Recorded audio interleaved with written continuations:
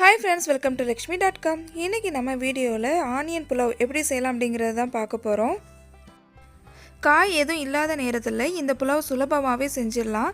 So இந்த recipe எப்படி பண்ணலாம் அப்படிங்கறத பார்க்கலாம் வாங்க. ஃபர்ஸ்ட் இதுக்கு நம்ம ஒரு சின்ன பேஸ்ட் ரெடி பண்ணிக்கலாம். இஞ்சி, பூண்டு, பச்சை மிளகாய் இந்த மூணையும் சேர்த்து நல்லா பேஸ்டா அரைச்சு எடுத்துக்கோங்க. ஒரு 4 பல்லு பூண்டு, ஒரு சின்ன துண்டு இஞ்சி, ஒரு 3 பச்சை மிளகாய் நான் சேர்த்திருக்கேன். அடுத்தது நம்ம கடாய் சூட் பண்ணிடலாம். கடாய் சூடானதும் அதுக்கு தேவையான அளவு எண்ணெய் சேர்த்துக்கோங்க. நான் ஒரு குழிக்கரண்டி எண்ணெய் சேர்த்துக்கிட்டேன். எண்ணெய் சூடானதும் அதில் 2 லவங்கம், 3 ஏலக்காய், கூடவே 3 பிரிஞ்சி இலை, 2 சின்ன பீஸ் பட்டை சேர்த்துக்கோங்க. நம்ம பிரியாணிக்கு எப்போவுமே எல்லாம் சேர்ப்போம்ல, அதே மாதிரி தான். கூடவே 1 டீஸ்பூன் ஜீரகம். நாம் பிரியாணிக்குனா சோம்பு சேர்த்துப்போம், பட் இதில் நம்ம ஜீரகம் சேர்த்துக்கிறோம், அவ்வளோதான் வித்தியாசம். ஜீரகம் பொரிஞ்சதும் நம்ம நீள்வாக்கில் நறுக்கி வச்சுருக்கிற பெரிய வெங்காயத்தை சேர்த்துக்கலாம். பெரிய வெங்காயம் ரொம்பவே நைஸாக மீடியம் சைஸில் 2 பெரிய வெங்காயம் சேர்த்துருக்கேன்.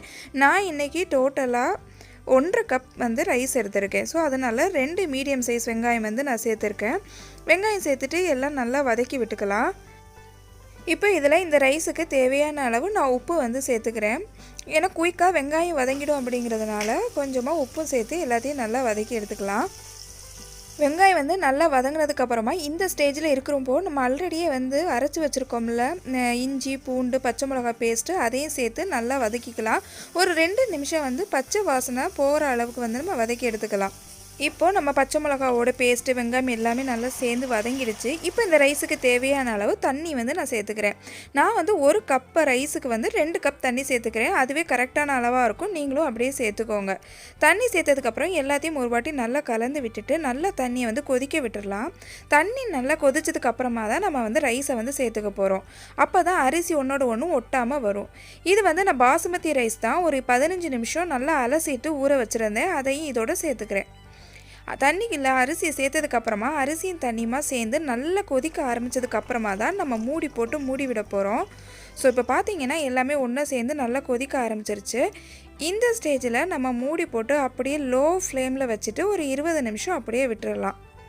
20 நிமிஷத்துக்கு அப்புறமா நம்ம ஓப்பன் பண்ணி பார்க்கலாம். ஸ்டவ் ரொம்ப லோ ஃப்ளேமில் இருக்கிற மாதிரி கவனமாக பார்த்துக்கோங்க. அடுத்தது இந்த ரைஸுக்கு தேவையான முந்திரியும் திராட்சையும் வறுத்து எடுத்துக்கலாம். இதுக்கு ஒரே 1 டேபிள் ஸ்பூன் நெய் சேர்த்துக்கோங்க. நெய் உருகுனதும் முந்திரியும் திராட்சையும் வறுத்து எடுத்துக்கலாம்.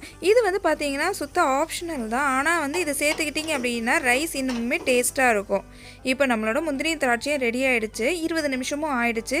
சாதத்தை ஓப்பன் பண்ணி பார்க்கலாம்.